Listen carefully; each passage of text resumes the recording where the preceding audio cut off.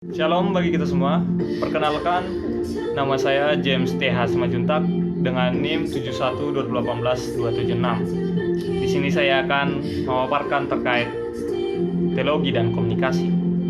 Menurut Robi Chandra, komunikasi merupakan sebuah proses dan transaksi pesan dari suatu pihak melalui media dalam bentuk-bentuk tertentu pada pihak lain sebagai sasarannya, sehingga melalui media dan bentuk tertentu tersebutlah muncul umpan balik. Akhirnya terjadilah hubungan tertentu antara pihak-pihak tersebut. Chandra juga mengatakan bahwa komunikasi merupakan berkat yang indah dalam hidup manusia. Melalui komunikasi juga manusia memperoleh anugerah untuk menjalin relasi dengan sesama dan makhluk lain.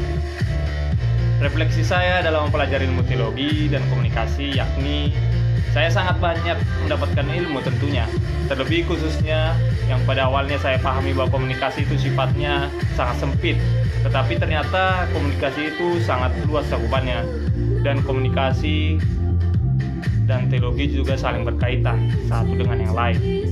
Dalam memahami teologi, yakni pencarian manusia akan terkait dengan sesuatu yang transenden. Sangat diperlukan komunikasi di dalamnya tentunya, karena dengan proses komunikasi tersebutlah manusia dapat menyatakan dirinya secara utuh dalam hal mencari sesuatu yang transenden atau biasa dikatakan Tuhan. Ada juga pandangan terkait teologi yang sudah saya jelaskan, yaitu Robi Chandra. Pandangan yang pertama itu jika dilihat dari hubungan antara teologi dan komunikasi sangatlah dekat dengan bahasa, karena tanpa bahasa kita tidak dapat berkomunikasi tentunya dan berteologi secara sistematis, pandang dan efektif. Yang kedua itu menyatakan bahwa komunikasi serta teologi saling terkait dengan relasi-relasi, baik relasi dengan sesama maupun dengan Sang Pencipta, sehingga dengan melihat pandangan tersebut semakin jelas di pemikiran bahwa teologi dan komunikasi sangat dekat kaitannya satu dengan yang lainnya, sehingga proses ini berjalan dua arah, yakni proses penyusunan teologi tentang komunikasi sebagai proses komunikasi, dan komunikasi perlu dikaji juga agar manusia lebih mengenal hakikat manusiawi yang sebenarnya, sehingga dengan memahami komunikasi kita akan lebih mengenal diri kita.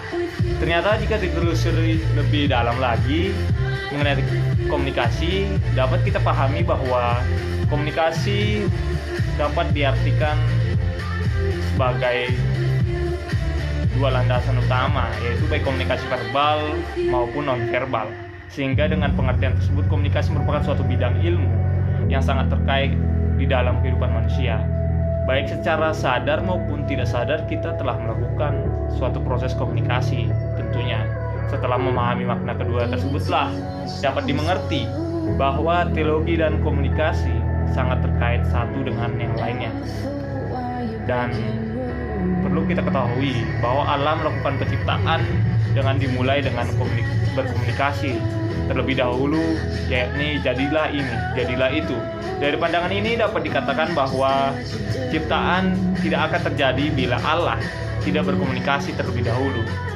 Dengan jelas, yang terpenting bahwa Allah dan ciptaannya terhubung karena Allah berkomunikasi, sehingga dengan berkomunikasi Allah menghubungkan diri dengan ciptaannya. Dalam hal ini, teologi tentunya mencermati keseluruhan dalam sudut pandang komunikasi. Karena itulah kita dalam melakukan pelayanan dan penyampaian firman Tuhan, komunikasi sangatlah diperlukan. Begitu juga dengan saya.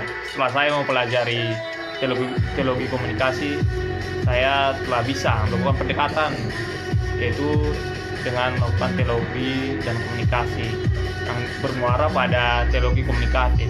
Hal inilah yang merupakan upaya untuk menyajikan dan mengajarkan teologi sedemikian rupa sehingga teologi dapat dipahami secara lebih mudah oleh umat biasa.